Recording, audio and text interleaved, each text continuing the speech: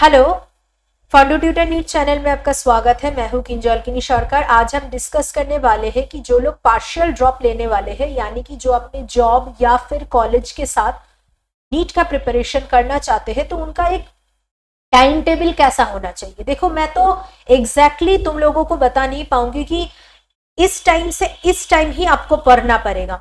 मैं एक आउटलाइन आपको बता दूंगी, आप वहां पे अपना हिसाब से जो भी सही लगे वो फिट कर लेना। मान लीजिए मैंने एक टाइम स्लॉट में आप लोगों को बायोलॉजी पढ़ने के लिए बोला है, हो सकता है उस पर्टिकुलर टाइम पे आपका बायोलॉजी पढ़ने का मन नहीं करता है, आपका फिजिक्स पढ़ने का मन करता है, तो आप उस स्लॉट के अंदर फिजिक्स को फिट कर लीजिएगा। ओके, तो शुरू करने से पहले कुछ चीजों को आपको ध्यान रखना पड़ेगा। वो एक तो है कि आपका कॉलेज का जो टाइमिंग है वो 9 to 5 होते हैं, तभी होते हैं जब आपका प्रैक्टिकल होते हैं।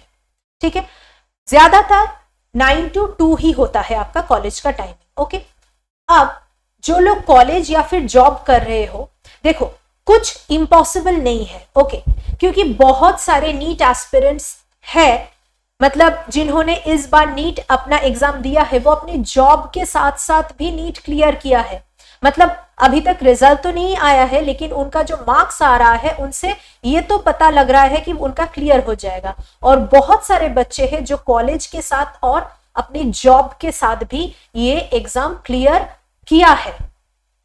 ठीक है, तो कुछ इम्पॉसिबल नहीं है। आपको थोड़ी सी मतलब you need to research and you need to be very very precise, और बहुत प्लानिंग करके आपको आगे की तरफ जाना पड़ेगा। ओके, तो पहले तो मैं ये कहूंगी कि जो लोग कॉलेज या फिर जॉब के साथ अपना नीट क्लियर करना चाहते हैं, उनको ऑनलाइन कोचिंग ज्वाइन करना चाहिए, क्योंकि ऑफलाइन कोचिंग के लिए आपका टाइम नहीं मिलेगा। ठीक है, ऑनलाइन कोचिंग से क्या होगा, आप लाइव देख सकते हैं। अगर आपका कॉलेज का छुट्टी हो किसी दिन, आप लाइव भी देख सकते हैं, या फिर अगर उस पर्टिकुलर इंस्टीट्यूशन का लाइव क्लासेस शाम को होते हैं तो आप तो लाइव ही देख पाएंगे। ठीक है, और अगर लाइव नहीं हुआ तो क्या हो गया, आप रिकॉर्डेड भी देख सकते हैं, और बाद में डाउट क्लियरिंग सेशंस के थ्रू आप अपना डाउट क्लियर कर लीजिएगा। ओके, तो फर्स्ट एंड फॉरमोस्ट आपको अगर कोचिंग क्लास की जरूरत है, then you should go for online coaching class. Pros and cons मैंने बोल दिया है। ठीक है, देन ऑलवेज, हमेशा कल मैं क्या पढ़ूंगा या फिर कल मैं क्या पढ़ूंगी, ये आपका प्लान होना चाहिए। ठीक है, ऐसा नहीं है कि सुबह उठा, जो मन में आया वो पढ़ने लगा, और बाद में जो मन में आया वो पढ़ने लगा। ऐसा नहीं है। प्लानिंग करके नहीं चलोगे तो you cannot make it out. Okay, planning करना पड़ेगा। जिस दिन आपको जो पढ़ना है उसका प्लानिंग आपको प्रीवियस नाइट ही करना पड़ेगा। डन। अब try to cover 2 topics per day. देखो, आपका कॉलेज होगा, बहुत हेक्टिक स्केड्यूल होने वाला है, तो मैं तो आप लोगों को सजेस्ट करूंगी कि आप पर डे 2 टॉपिक, यानी कि 2 टॉपिक नहीं, 2 सब्जेक्ट्स ही रखिएगा। बायोलॉजी को कॉमन में रखिएगा, क्योंकि बायोलॉजी बहुत मतलब most of the syllabus he biology से ही आता है, most of the question paper biology से ही आता है। 90 अब तो 100 क्वेश्चंस आता है बायोलॉजी से, तो 100 क्वेश्चन बायोलॉजी से आता है, और 50-50 केमिस्ट्री और फिजिक्स से आता है। तो आपको बायोलॉजी तो हर दिन पढ़ना ही पड़ेगा। और आप ऐसे कर सकते हैं कि एक दिन बायो और केमिस्ट्री पढ़ लिया, दूसरे दिन बायो और फिजिक्स पढ़ लिया। तीनों सब्जेक्ट्स एक ही दिन में मत रखिएगा, क्योंकि मैं ये जो वीडियो बना रही हूँ, this is for all students. ठीक है, और एवरेज स्टूडेंट्स ही ज्यादा होते हैं। ठीक है, एक्सेप्शनल तो बहुत कम होते हैं, that is why they are called exceptional. Average का नंबर ही ज्यादा होते हैं, तो मैं उन लोगों को टारगेट करके ये वीडियो बना रही हूँ। तो 2 सब्जेक्ट्स पर डे आप करिएगा, आप आसानी से याद रख पाएंगे और आपके दिमाग में प्रेशर भी नहीं पड़ेगा। Okay, done. अब सवाल आते हैं कि ठीक है, हम तो नीट के बारे में कब पढ़ेंगे, कैसे पढ़ेंगे, कब उठना है, क्या करना है, ये तो हमने कर लिया है, लेकिन कॉलेज तो हम अटेंड तो कर रहे हैं ना। कॉलेज के लिए स्टडी कब करेंगे? देखो, आपको ना टाइम निकालना पड़ेगा। ठीक है, मान लो कॉलेज का किसी दिन ऐसा होता है, अक्सर होता है कि कॉलेज का क्लासेस कैंसिल होते हैं, वो जो लैबोरेटरी क्लासेस होता है वो भी कैंसिल होते हैं। तो उन के बीच में जो टाइम मिलता है आपको, जो कैंसिल क्लास है, वहां आप गप्पे मत मारिएगा कैंटीन में बैठ के, आप अपना कॉलेज की पढ़ाई वहां पे कर लीजिएगा, ताकि आप घर पे आके आपको कॉलेज का वो जो किताबें हैं उनको खोलना नहीं पड़ेगा, आप अपना पूरा फोकस नीट के ऊपर दे सकते हो। ठीक है, तो ब्रेक्स, कैंसल्ड क्लासेस और वीकेंड पर अपना कॉलेज का काम आप कर सकते हो। और मैं ये आपको एडवाइस करूंगी कि कॉलेज का काम भी ना ऐसा मत करिएगा कि ठीक है अभी मैं नीट के लिए पढ़ लेता हूं या फिर पढ़ लेती हूं, उसके बाद जब कॉलेज का एग्जाम्स आएंगे तब हम 2-3 दिन अपना वो जितना भी हमारे अंदर दम है वो 2-3 दिन लगा के हम कॉलेज के लिए प्रिपरेशन कर लेंगे। ऐसा मत करना। इससे क्या हो सकता है कि वो जो 2-3 दिन के बारे में तुम सोच रहे हो ना, वो 2-3 दिन में कॉलेज का जो प्रिपरेशन होता है वो नहीं होता। कम से कम 1 हफ्ते लगते हैं प्रिपेयर करने के लिए। कॉलेज के जो एग्जाम्स होते हैं वो भी मतलब हलवा तो नहीं होता है ना, you need to study for those exams also. अगर ऑनलाइन है तो समझदार के लिए इशारा काफी है, you can understand what I am saying. लेकिन अगर ऑफलाइन एग्जाम हो गया तो यू नीड टू स्टडी ना, तो आपको कम से कम 1 हफ्ते का टाइम तो लगेगा। उसके बाद असाइनमेंट्स होते हैं, प्रैक्टिकल्स होते हैं। अगर आप साइंस सब्जेक्ट्स के लिए एनरोल किए हो तो आपका असाइनमेंट्स होंगे, प्रैक्टिकल्स होंगे, तो उन सब को कंप्लीट करना, वो आपका जो कॉलेज का एग्जाम होगा उसके लिए पढ़ना, everything will take a minimum of 1 week at least. और मैं 1 वीक 1-1 घंटे के लिए बात नहीं कर रही हूं, 1 वीक फुल आपको डिवोट करना पड़ेगा अगर आप अपना कॉलेज में पासिंग मार्क्स लाने की कोशिश करेंगे तो, क्योंकि आपको तो असाइनमेंट्स लिखना ही पड़ेगा, प्रैक्टिकल्स तो आपको जमा करना ही पड़ेंगे, राइट। तो इसलिए मैं बोल रही हूं कि सब कुछ एक्यूमुलेट करके लास्ट 1 हफ्ते के लिए मत रखना, डेली करो। ठीक है, जैसे कि नीट के लिए आप रोज पढ़ोगे घर पे, ओके, आप कॉलेज के लिए भी रोज पढ़ो जब आपका ब्रेक होगा कॉलेज में, जब आपका क्लासेस कैंसिल हो जाएंगे और वीकेंड पे। ठीक है, और जो असाइनमेंट्स मिलेंगे ना वो भी आप वीकेंड पे थोड़ा थोड़ा करके लिखते जाओ, ताकि व्हेन योर एग्जाम्स अराइव आपके ऊपर प्रेशर नहीं होगा कि हमें तो ये पढ़ना है, हमें तो असाइनमेंट भी लिखना है, हमें तो प्रैक्टिकल भी सबमिट करना है, तो नीट के लिए कब मैं पढ़ूंगा, ये सारे प्रेशर नहीं होगा। ठीक है, और अगर तुम 1 हफ्ते के लिए सब कुछ एक्यूमुलेट करके रख दोगे एग्जाम के 1 हफ्ते पहले, तो क्या होगा, उन पर्टिकुलर 1 हफ्ता आप पूरा का पूरा अपने कॉलेज पर फोकस करोगे, नीट के लिए पढ़ाई नहीं होगा आपका, तो 1 हफ्ते का गैप हो गया नीट के प्रिपरेशन के लिए। That is a big thing. आप वापस ट्रैक में आने के लिए आपको 2-3 हफ्ते लगेंगे। तो देखो, 1 हफ्ते की जगह 3 हफ्ते बर्बाद हो रहा है। तो उससे अच्छा आप एक्यूमुलेट नहीं करो, रोज करते जाओ, दोनों ही रोज ही करते जाओ। ठीक है, आप एक चीज मैं आपको रेकमेंड करूंगी कि अक्सर ऐसा होता है, मतलब those who have great friends and great neighbours and great parents, they are very lucky. Parents तो हमेशा सपोर्ट ही करते हैं, चलो ठीक है। अगर सपोर्ट नहीं भी करते हैं और आपका बहुत इच्छा है नीट देने के लिए, then you will find time for yourself, you will convince them. ये मैं अपने प्रीवियस वीडियो में बता चुकी हूँ, लेकिन मैं इसलिए आपको बता रही हूं कि आपका जो कॉलेज का स्टडी है ना वो कॉलेज में ही कर लो। ठीक है, कॉलेज में जाके नीट के लिए मत पढ़ना, क्योंकि बहुत सारे स्टूडेंट, मैंने अभी बोल दिया कि ये मैं एवरेज स्टूडेंट्स जो है, जो कि लार्जर नंबर में है, उनको टारगेट करके बना रही हूं। क्या होते हैं कि जब तुम मान लो इस ब्रेक में और कैंसल क्लासेस में आप अपना नीट के लिए प्रिपेयर कर रहे हो, कोई और आके बोल दिया कि अभी भी कर रहे हैं नीट के लिए प्रिपेयर, तुझसे नहीं होगा, ऐसा कुछ बोल देते हैं। वो भी हो सकता है कि मजाक में बोल दिया, लेकिन आपको ये बहुत इफेक्ट करता है। ठीक है, ये आप मानेंगे कि आपको ये बहुत इफेक्ट करता है। तो उस इफेक्ट की वजह से तुम घर आके वापस पढ़ नहीं पाओगे, उसके बारे में ही सोचोगे कि अरे ये बंदा तो सही बोल गया, मैं क्या कर रहा हूं, मैं क्या कर रही हूं, ऐसे थॉट्स आएंगे। तो बेटर कि you need not inform anyone कि you are preparing for NEET again, उनके सामने आप कॉलेज की पढ़ाई करो। ठीक है, उसके बाद देखो, मैंने एक रफ टाइम टेबल आप लोगों के लिए बना दिया है। आप इसे मतलब don't try to follow it line by line, ठीक है, क्योंकि दिस इज अ मतलब आउटलाइन मैंने बना दिया। आपके हिसाब से आपको सब्जेक्ट्स फिट करने होंगे इनके अंदर। देखो मैंने जो टाइम टेबल बना दिया उसमें आपको 6.5 घंटे का नींद तो मिलेगा, बहुत सारे ब्रेक्स मिलेंगे और आप रिलैक्स्ड होकर स्टडी करोगे। लेकिन there is a catch. What is that catch? What is that catch? Catch क्या है? कैच होगा आपके लिए कंसिस्टेंसी। आपको कंसिस्टेंट होना पड़ेगा। Only consistency is the catch, nothing else, nothing else. आपको रोज करना पड़ेगा ये, रोज। एक भी दिन छूटना नहीं चाहिए कि मान लो ठीक है आज तो मुझे अच्छा नहीं लग रहा है, कल से करूंगा। ये छोटा सा चीज मैटर करता है, एक दिन भी मैटर करेगा, ठीक है। जिस तरह से कंपटीशन बढ़ रहा है, एक दिन भी मैटर करेगा। And consistency is the key to everything, consistency is the key to everything.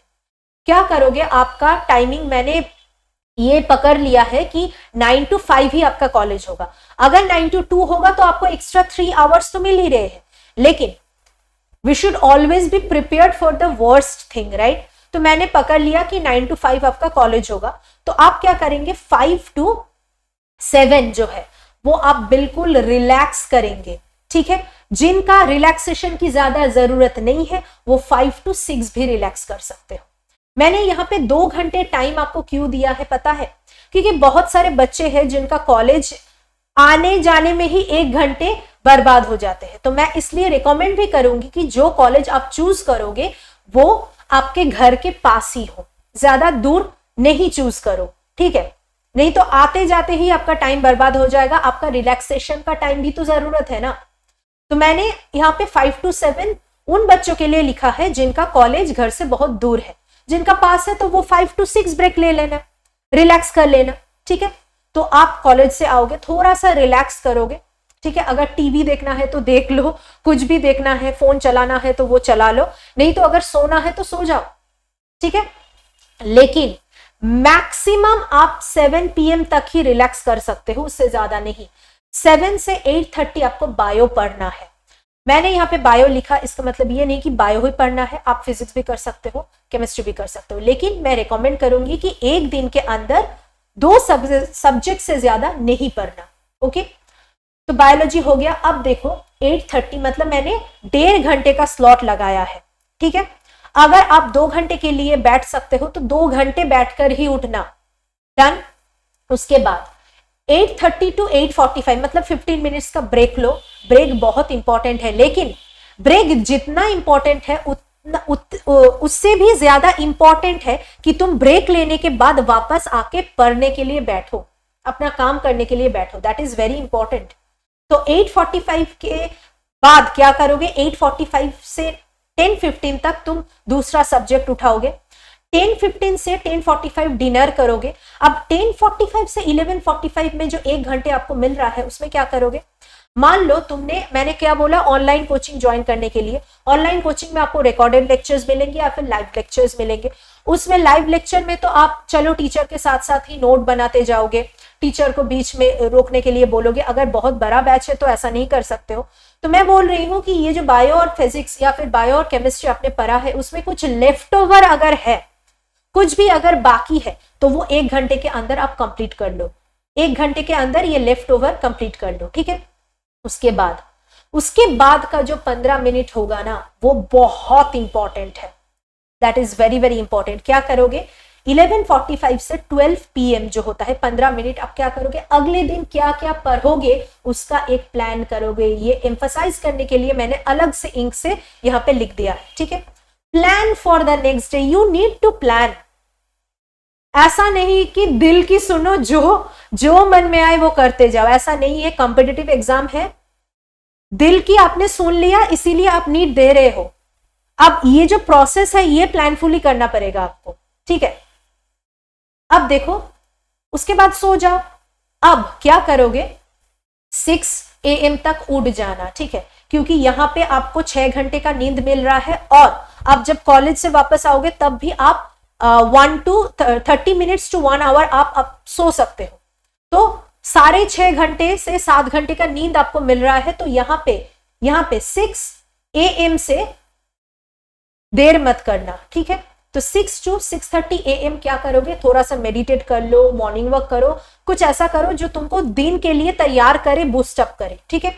और 6:30 to 8 अगेन फॉर 1.5 hours। अब क्या करोगे, पिछले दिन शाम को जो क्लासेस आपने किया था उनको रिवाइज करोगे। देखो आपको लगेगा कि 1 घंटे के 1.5 घंटे के अंदर इतने सारे चीजें रिवाइज कैसे करेंगे, रिवाइज हो जाएगा।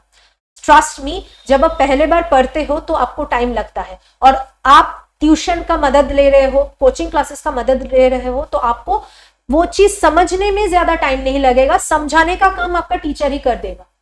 आपको क्या करना पड़ेगा, आपको उस 1.5 घंटे के अंदर सारे के सारे चीजें, मतलब 2 ही सब्जेक्ट्स है, बायो और फिजिक्स या फिर बायो और केमिस्ट्री, वो रिवाइज कर लेना। या फिर अगर आपको लगता है कि आपको मतलब कुछ प्रोसेस है, मतलब मान लो कि glycolysis, Krebs cycle, electron transport chain, या फिर मिनरल न्यूट्रिशन चैप्टर का जो जितने रटने वाले चीजें हैं, फिजिक्स में अगर कुछ रटने वाले चीजें हैं, तो केमिस्ट्री में जो इनऑर्गेनिक केमिस्ट्री का जो रटने वाले चीजें हैं, वो अगर आपको लगता है कि कभी भी तुमको याद नहीं रहता, आप क्या करोगे, आप ये टाइम के अंदर ये डिफिकल्ट टॉपिक को पकड़ोगे।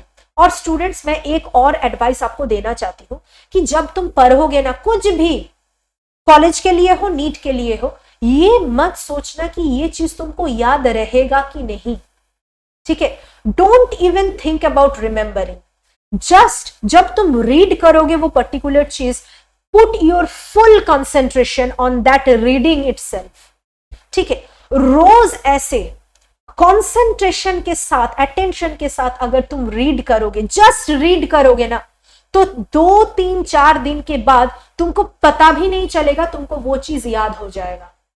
ऐसे ही होते हैं। इसलिए मैं ये ध्यान से सुनो, जब तुम पढ़ोगे, don't ever think about remembering, just concentrate and learn the thing. Every day इसे करते जाओ, आपको पता भी नहीं चलेगा कि कब याद हो जाएगा। एंड उस वक्त ना बहुत अच्छी फीलिंग आती है। Trust me, from my experience मैं बोल रही हूँ, उस वक्त बहुत अच्छा फीलिंग आता है। ऐसा लगता है कि यार मैंने तो एफर्टलेसली कर दिया है, ठीक है। तो इसको फॉलो करने से ना तुम अपना प्रिपरेशन जर्नी एंजॉय करोगे, तुम्हारे अंदर कोई स्ट्रेस नहीं रहेगा, और कॉन्सिस्टेंट रहना, ठीक है। और उसके बाद देखो 8 AM से 9 AM मैं आपको टाइम दे रही हूँ गेट रेडी होने के लिए and live for college, okay. अब एक और चीज, ज्यादा शातिर बनने की जरूरत नहीं है, ठीक है। किसी को दिखाना नहीं है कि मैं तो हर रोज कॉलेज जाता हूं। 75% अटेंडेंस की जरूरत होते हैं, तो 75% अटेंडेंस ही रखना, उनसे ज्यादा सोचना भी मत, ठीक है। आपको नीट क्लियर करना है, आपको नीट क्लियर करना है ना, इसीलिए ही तो आप लोगों ने डिसीजन लिया कि कॉलेज के साथ साथ नीट का प्रिपरेशन करेंगे, तो मेन फोकस आपका नीट है। तो 75 से ज्यादा अटेंडेंस की कोई जरूरत नहीं है, ओके, कोई जरूरत नहीं है। तो आई होप मैंने बहुत अच्छे से क्लियर कर दिया कि क्या करना है पार्शियल ड्रॉपर्स को, कैसे टेंशन फ्री रहना है, कैसे स्ट्रेस फ्री रहना है, कैसे अपने आप को एंजॉय करना है, और कैसे टॉक्सिक लोगों को अवॉइड करना है, ठीक है। सेल्फिश होना चाहिए, ठीक है, सेल्फ सेंटर्ड नहीं बट सेल्फिश होना चाहिए, ओके। तो दिस इज ऑल। अगर आपको ये वीडियो अच्छा लगा then like, share and subscribe. और हाँ, मैं और एक सीरीज स्टार्ट करने जा रही हूं जहां पे मैं तो आप लोगों को बायो और केमिस्ट्री दोनों पढ़ाती हूँ।